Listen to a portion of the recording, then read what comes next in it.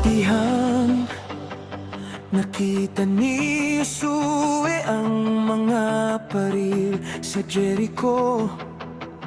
Mitutok siya, ilang gikunis-kunis ang langit. Gibati niya nga, kamay siya niya ng dakong kuta. Apan nahibalan niya kung kinsa ang nagtindog sa iyang kiliran. Sa tihang si David nilakaw nga ato sa maong walog.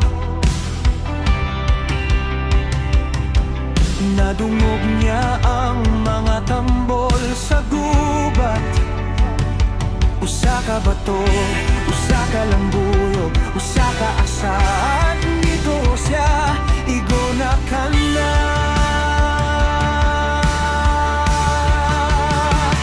Ang atong Diyos mas dako,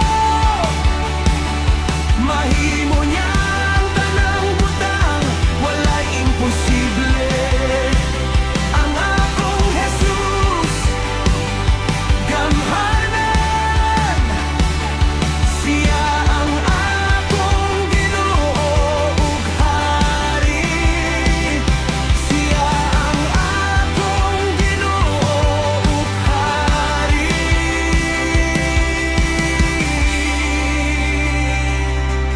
Sa dihang nga ako nagatubang sa akong kaugalingon nga mga higante,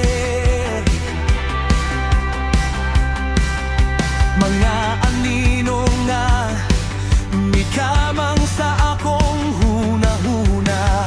Nahinumdum ko sa matag istorya, sa unsang paagi wala ka mobiya sa ilang kiliran. Maunga gihangad nako ang akong mga mata sa pakigbisog.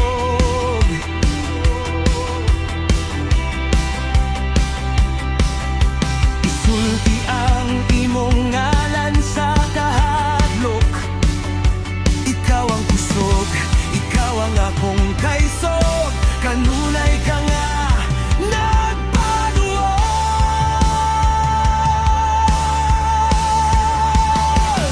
Ang atong Diyos mas dako, mahimo niya ang tanang butang, walay imposible. Ang akong Jesus gamhanay, siya ang akong Ginoo ug Hari. Siya ang akong Ginoo ug Hari.